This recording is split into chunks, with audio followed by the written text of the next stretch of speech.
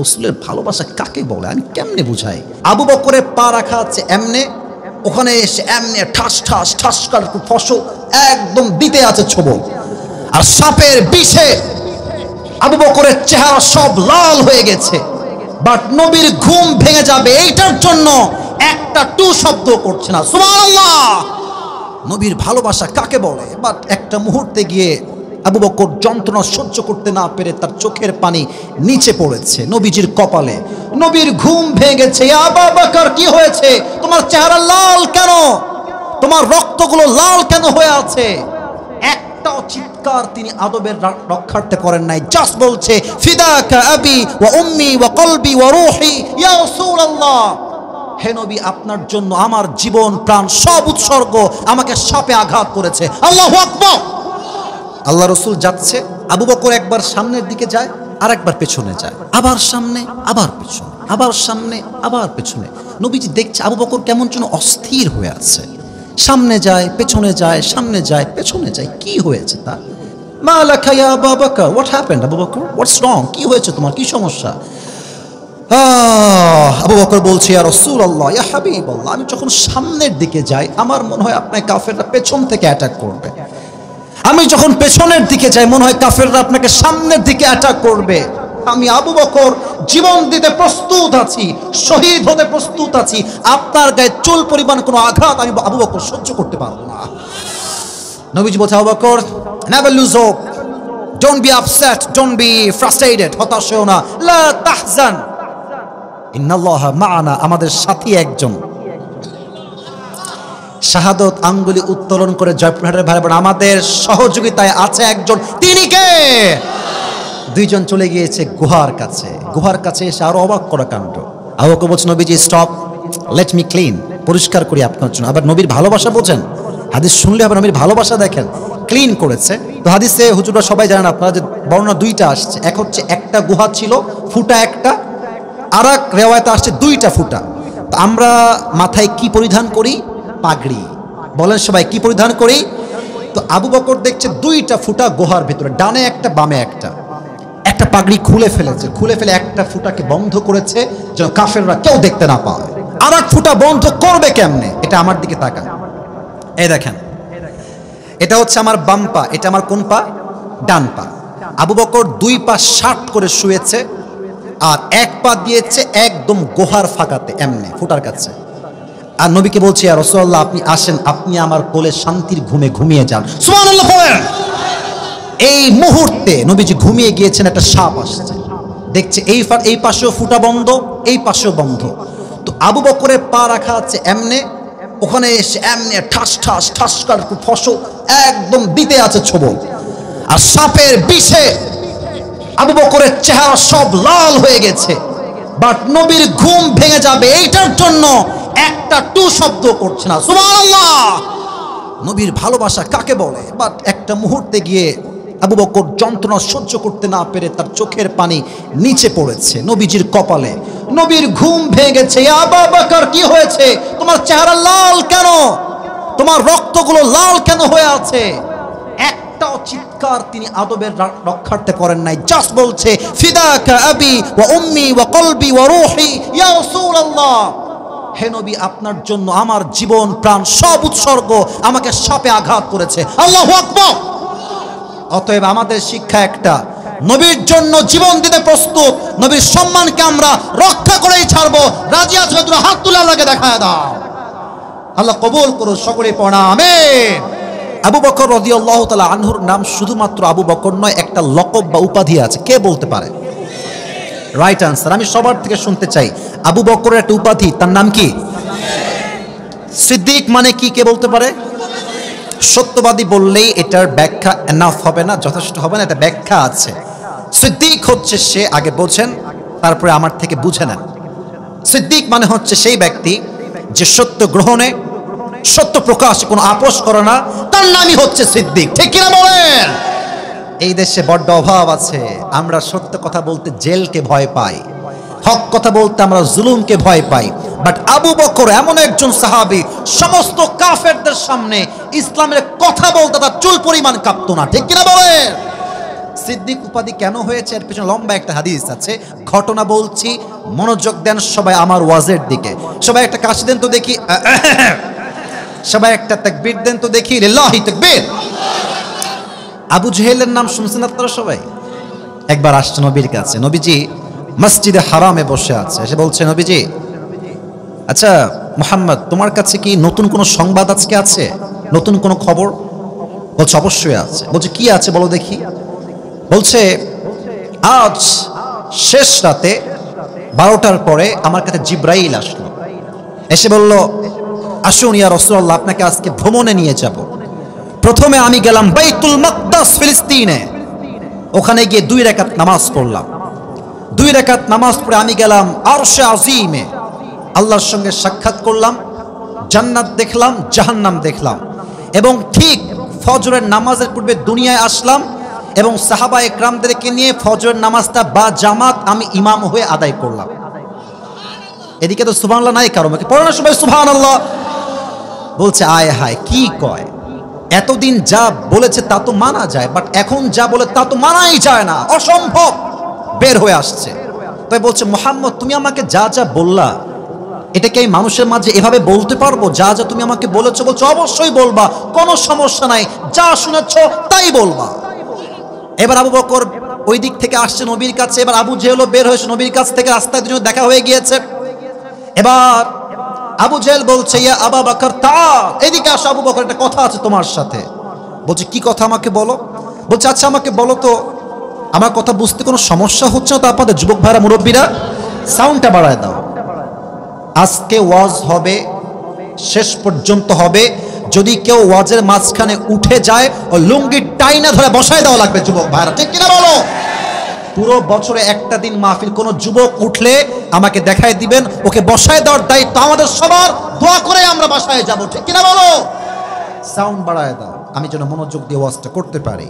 তো দেখা হচ্ছে আবু জেহেলের সঙ্গে আবু বকরের দেখা। আবু জেহেল বলছে, আচ্ছা আবু বকর, একটা প্রশ্ন করছে, আমাকে বলো তো উত্তরটা কি হবে। বলছে বলো কি কথা। বলছে আচ্ছা কেউ যদি মক্কার থেকে বাইতুল মাকদাস যেতে চায় তার সময়টা কত লাগবে, কতদিন সময় সে যাবে? আবু বকর বলছে অ্যাটলিস্ট 2 মাস তো লাগবে। জয়পুরহাটের ভাইরা কয় মাস লাগবে? 2 মাস। বলছে তাই সত্য, তুমি একমত তো? বলছে হ্যাঁ একদম একমত, অ্যাটলিস্ট 2 মাস লাগবে।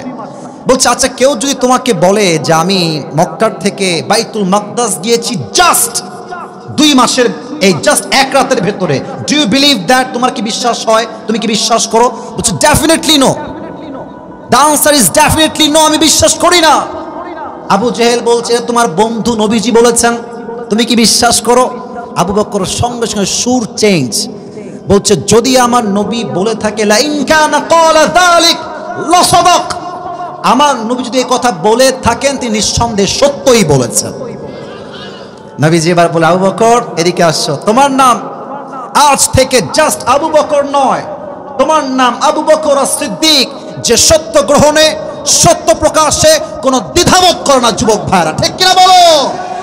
বিশ্বাস বড় দামি জিনিস, যে বিশ্বাস নিয়ে আজকালকার মেয়েরা যুবক খুব খেলতেছে এরা। ইভেন দেখবা আজকাল কিছু মেয়ে বের হয়েছে বিয়ের সময় চরিত্র নয় টাকা দেখলে টাকলাকে ওরা বিয়ে করে ফেলে। যুবক ভাইরা, এরকম মেয়ে বাংলাদেশে যুবক ভাইরা আছে না নাই? ও আমার মুরব্বী আব্বাজানরা একটু আমার দিকে তাকান, আমি আপনাদের পায়ে হাত রেখে বলছি, আমার মুরব্বী আব্বাজান, মেয়েকে বিয়ের দেওয়ার সময় দেখবেন না যে কার কত বাড়ি, কার কত টাকা, কার কত বড় চাকরি, চাকরির আগে দেখবেন তার চরিত্র কত ভালো। এই দেশের মাটিতে হাজার হাজার মেয়ের বিয়ে হয়েছে কোটি টাকার সম্পত্তির মালিকের কাছে, কসম খোদার চরিত্র এত খারাপ মেয়েটা একটা দিন শান্তির ঘুম ঘুমাতে পারে না। আর যেই বাবা বিয়ের সময় মেয়ের জন্য টাকাওয়ালা নয় চরিত্রবান যুবকের সন্ধান করেছে, আল্লাহকে সাক্ষী রেখে বলছি তার মতো বিজয়ী বাবা আর দ্বিতীয় কেউ হতে পারে না। তবে আমার প্রিয় বোনদেরকে আমি বলছি, প্রিয় বোন, আমার বাপ ঠিক হলে হবে না, আপনাকে ঠিক হতে হবে। এই মেয়েদের আজকাল রুচি এত খারাপ, দাড়িওয়ালা চরিত্রবান 5 ওয়াক্ত নামাজি পছন্দ হয় না, গাঞ্জাখোর দেখলেই ফিদা হয়ে যায়। এই মেয়েগুলো আবেগে পড়ে বিয়ে করে, বিয়ের 2 মাস পরে এমন বাস খায় মাজার হাড্ডি সোজা হয়ে যায়। আমার বোন, আমি আপনাকে বড্ড শ্রদ্ধা করি, বড্ড ভালোবাসি, এখানে হাজার হাজার যুবকরা আসছে। যেই যুবক শীতকালে 5 ওয়াক্ত নামাজ ফজর সহ বা জামাত আদায় করে আব্বা যান, এর চাইতে বেস্ট অপশন, বেটার অপশন আপনার মেয়ের জন্য আল্লাহর জমিনে দ্বিতীয় আর কেউ হতে পারে না। অতএব বিশ্বাস রাখতে হবে। বিশ্বাস থাকলে সম্পর্ক থাকে, বিশ্বাস নাই সম্পর্কও নাই। ঠিক কিনা বলেন? আবু বকরের নাম জাস্ট আবু বকর নয়, তার নাম হচ্ছে সিদ্দিক। আচ্ছা, দ্বিতীয় প্রশ্ন করছি, এটা অনেকে জানেন না, অনেকে জানেন, আমার চোখে চোখ রাখেন, প্রশ্ন করছি জবাব দেন। আচ্ছা প্রিয় ভাইরা, আবু বকরের একজন মেয়ে ছিল, কে বলতে পারে নামটা কি? তো জোরে কোন না, নামটা কি? এবার দেখা যায়, বলেন সবাই, নামটা কি? আয়েশা রাদিয়াল্লাহু তাআলা আনহা। একটা অবাক করার তথ্য দিচ্ছি, আবু বকর রাদিয়াল্লাহু তাআলা আনহু, he is not just a friend of prophet. নবীজির শুধু বন্ধু নন তিনি, যেমন বন্ধু তিনি, at the same time Abu Bakr নবীজির শ্বশুরও বটে। সুবহানাল্লাহ পড়েন আপনারা। তবে নাস্তিকরা একটা কথা বলে, আপনার নাউজুবিল্লাহ একটু জোরে বলবেন আমার কথা বলার পর, নবীর শ্রদ্ধার স্বার্থে। নাস্তিকরা আবার নবীর চরিত্র খারাপ, তাই নবীজি আয়েশাকে 6 বছর বয়সে বিয়ে করেছেন। এইদিকে নাউজুবিল্লাহ জোর আছে, এইদিকে নাই। What is this? সবাই বলেন নাউজুবিল্লাহ। আমি স্পষ্ট ভাষায় বলছি, জয়পুরহাটের ভাইয়ারা, নবীর মতো চরিত্রবান যুবক আল্লাহর জমিনে দ্বিতীয় আর কেউ হতে পারে না। আচ্ছা, আমার চেহারার দিকে তাকান তো আব্বাজান, যুবক ভাইয়ারা। এই যে আমার মুখে, এটা কি দেখেন তো সবাই, দেখা যাচ্ছে এবার, এটা কি? আচ্ছা, আমাকে আব্বাজান তাকায় কম তো, আমাকে দেখে কি দাড়িতে খ্যাত লাগতেছে? এদিকে না শুনে এদিকে শুনি না, আমাকে খ্যাত লাগতেছে, আনস্মার্ট লাগতেছে?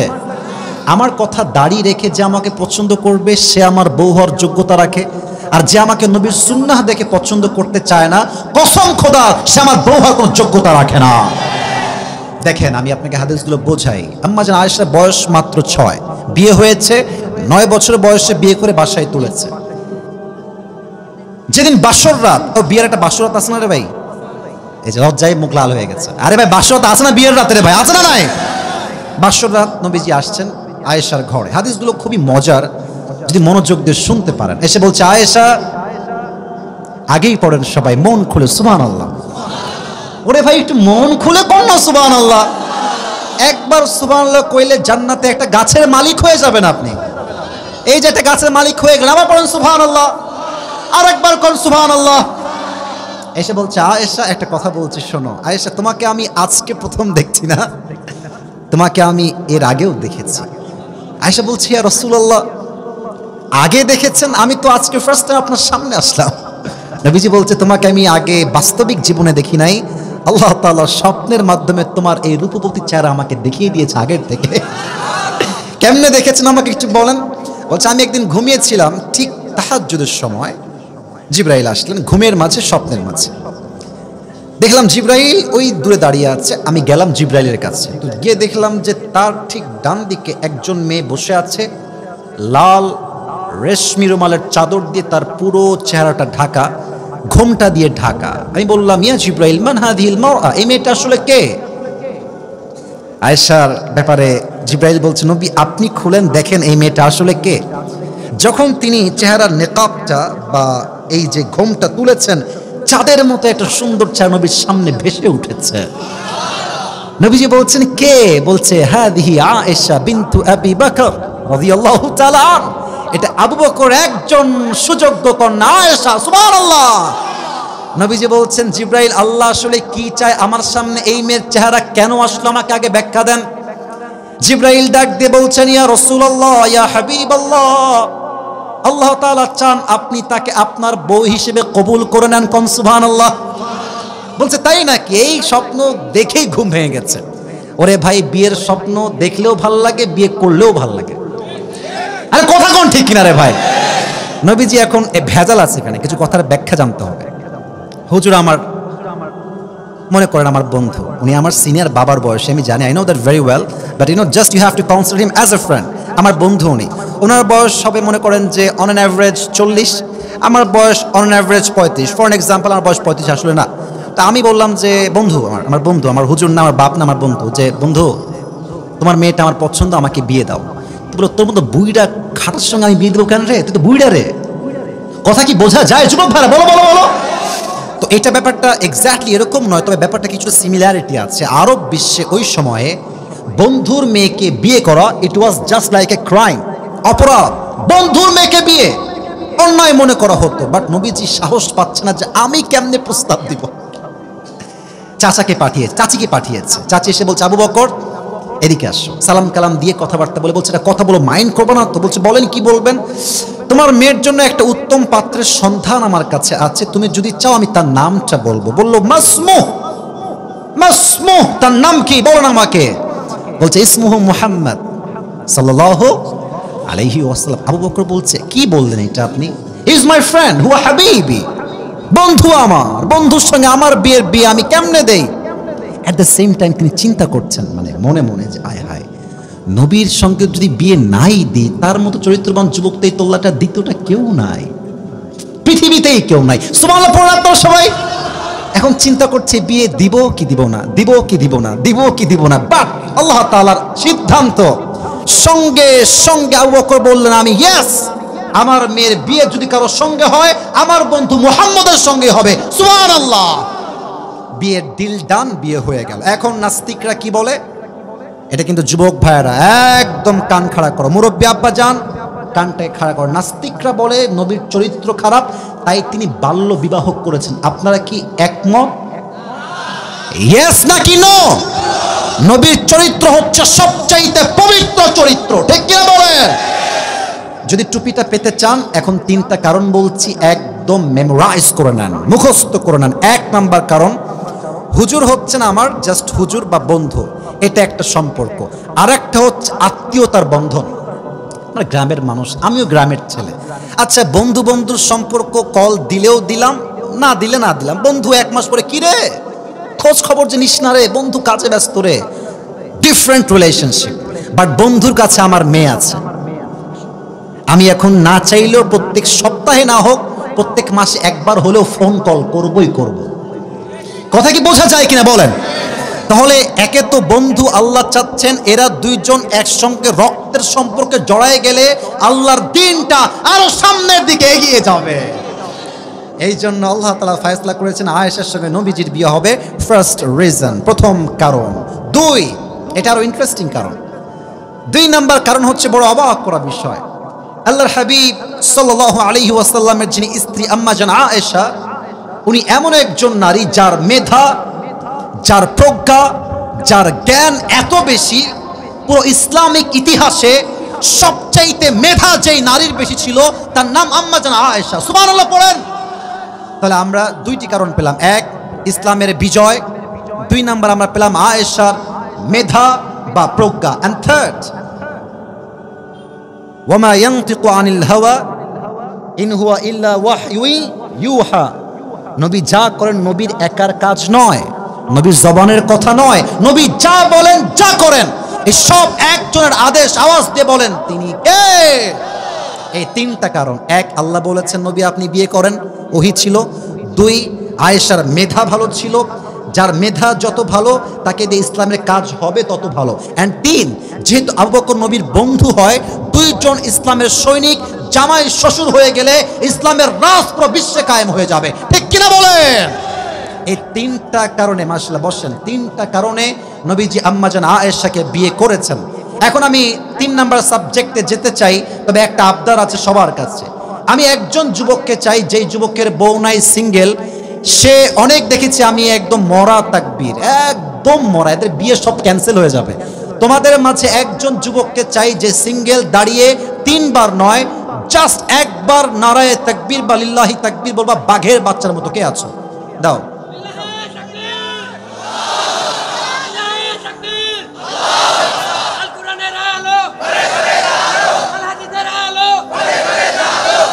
তোমার বিয়ে 50% কনফার্ম, বাকি 50% না। আমি আরেকজনকে চাই একবার, 3 বার না, একবার দিলে আমি খুশি, বাঘের মতো দিবা। কে আছো?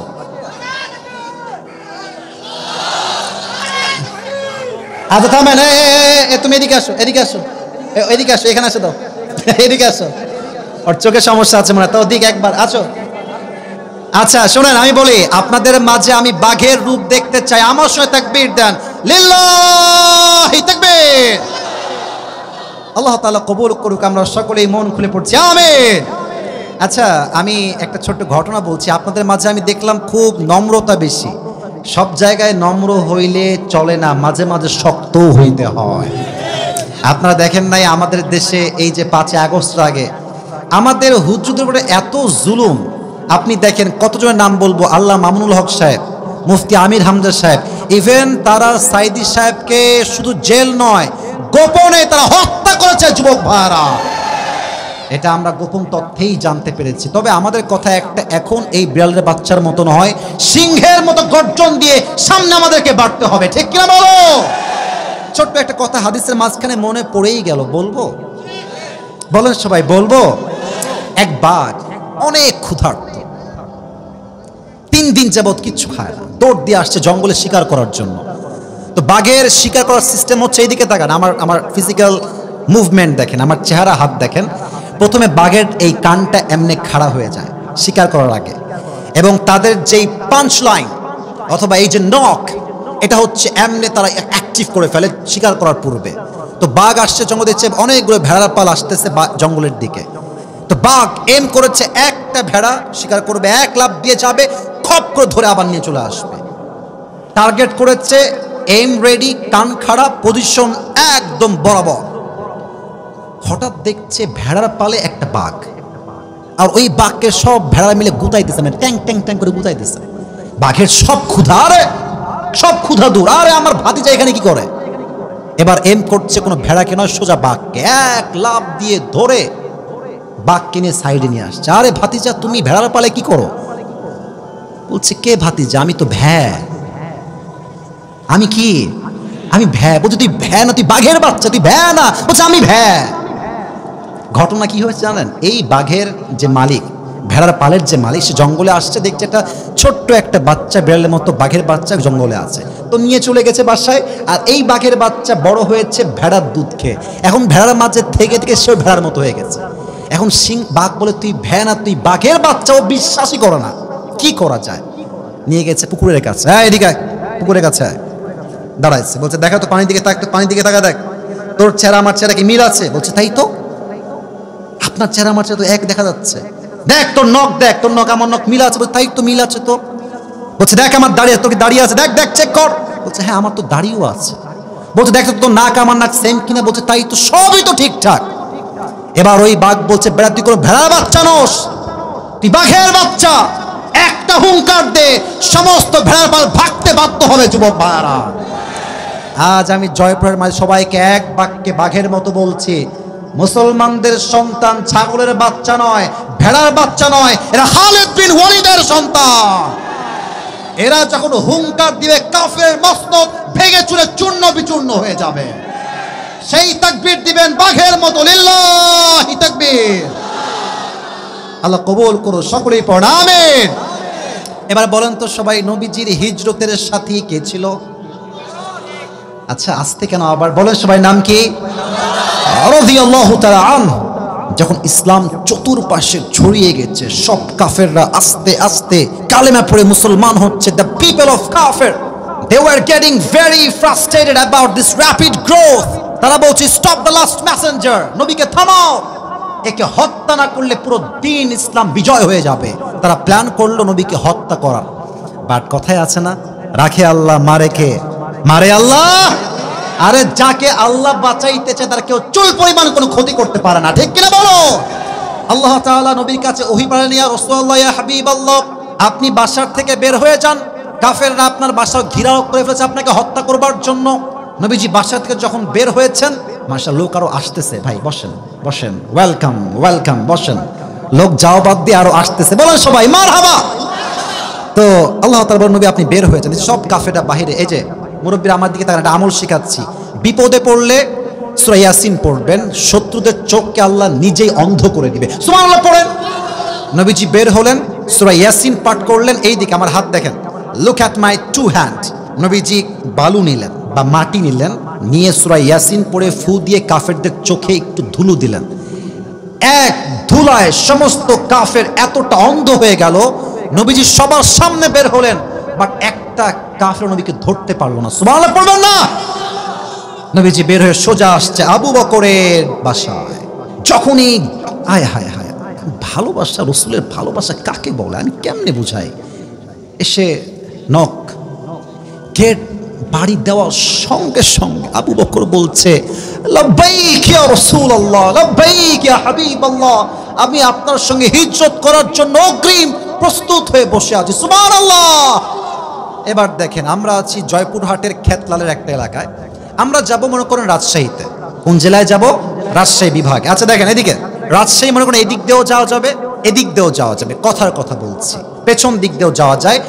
তো আমার নবীজি কি করেছেন, সব দিক বাদ দিয়ে যেই দিক কেউ যায় না ওই দিক দিয়ে বের হয়েছে, একদম লোকাল রাস্তা নয় যেখানে কেউ যায় না। হাদিসের মেইন অংশে এখন আসছে আমি, খুব অসাধারণ একটা অংশ। এই দেখেন, আল্লাহ রসুল যাচ্ছে, আবু বকর একবার সামনের দিকে যায়, আর একবার পেছনে যায়, আবার সামনে আবার পেছনে, আবার সামনে আবার পেছনে। নবীজি দেখছে আবু বকর কেমন যেন অস্থির হয়ে আছে, সামনে যায় পেছনে যায়, সামনে যায় পেছনে যায়। কি হয়েছে তার? মা লাকা ইয়া আবু বকর, হোয়াট হ্যাপেন্ড আবু বকর, হোয়াটস রং, কি হয়েছে তোমার, কি সমস্যা? আবু বকর বলছে ইয়া রাসূলুল্লাহ, ইয়া হাবিবাল্লাহ, আমি যখন সামনের দিকে যাই আমার মনে হয় আপনার কাফেররা পেছন থেকে অ্যাটাক করবে। আমি যখন পেছনের দিকে যাই মনে হয় কাফেররা আপনাকে সামনের দিকে অ্যাটাক করবে। আমি আবু বকর জীবন দিতে প্রস্তুত আছি, শহীদ হতে প্রস্তুত আছি, আপনার গায়ে চুল পরিমাণ কোনো আঘাত আমি আবু বকর সহ্য করতে পারবো না।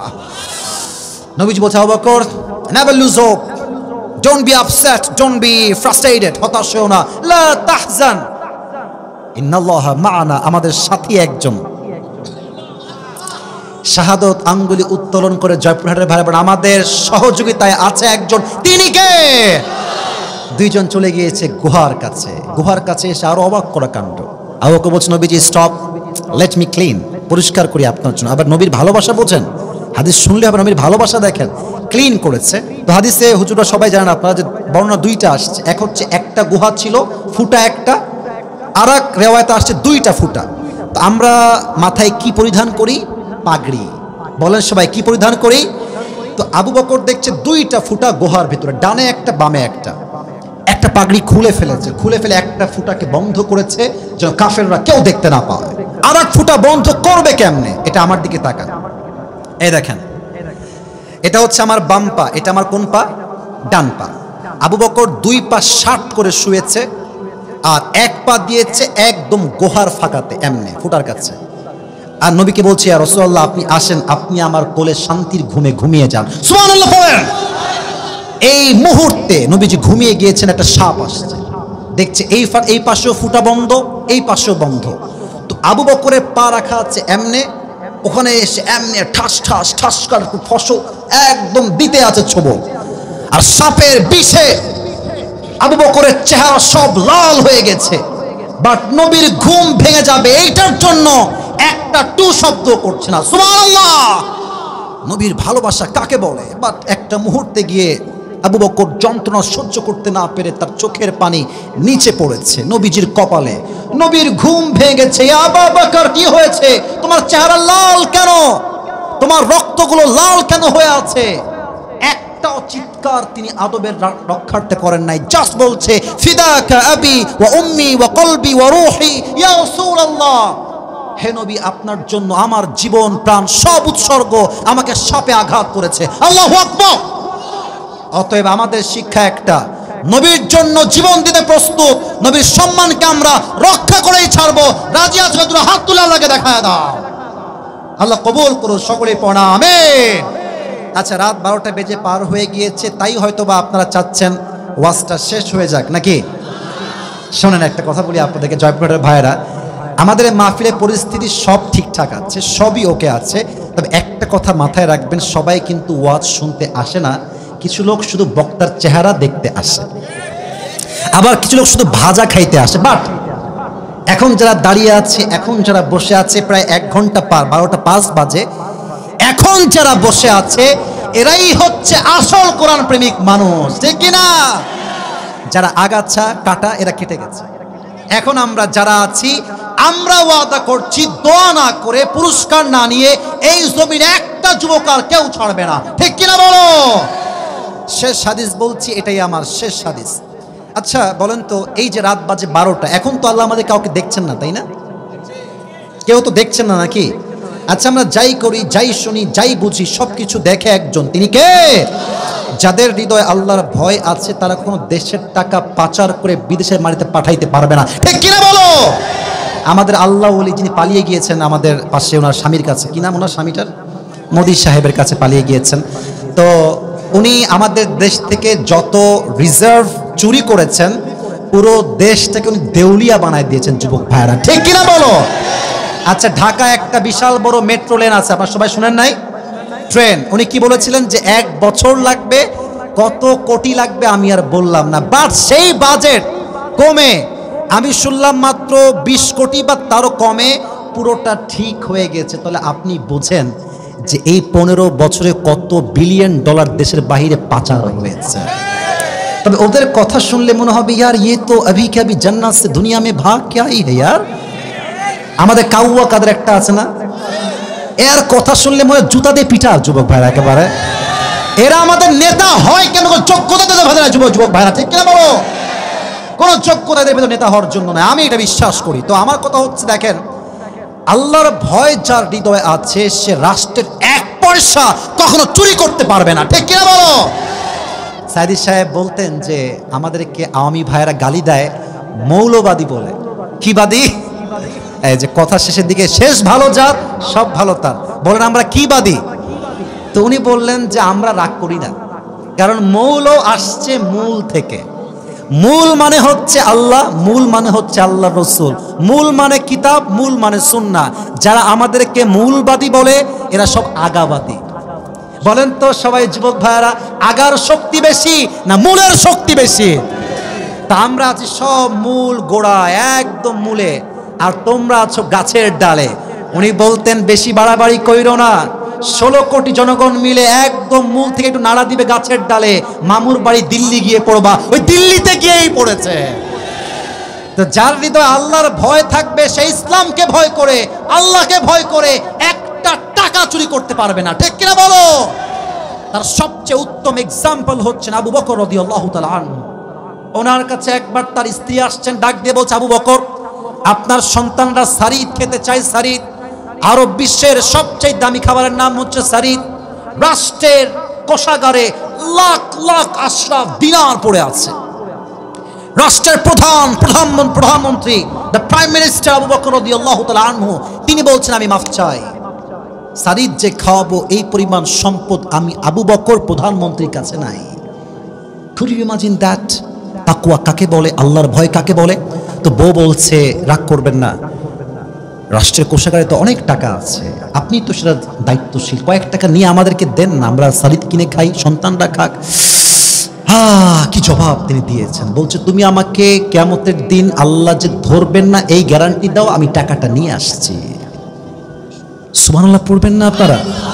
বলছে মাফ চাও, আমি মাফ চাই, আমি পারবো না, বের হয়ে গেছে। প্রায় 2 থেকে 3 মাস পর উনি বাসায় আসছেন, আবার তার বউ ছোট্ট একটা প্লেটে সারিদ নিয়ে আসছে, নেন সারিদ খান। আরে সারিদ কই থেকে আসলো? আমি তো টাকা দেই নাই। ওনারা বউ বলছেন আপনি প্রত্যেক মাসে যে হাত খরচ আমাকে দেন, টাকা বাঁচিয়ে বাঁচিয়ে এই সারিদটা আমি আমার সন্তানদের আবদারের জন্য কিনেছি। উনি খেলেন, এখন হাদিস শেষ হয় নাই, সোজা খেয়ে বের হয়ে গেছে।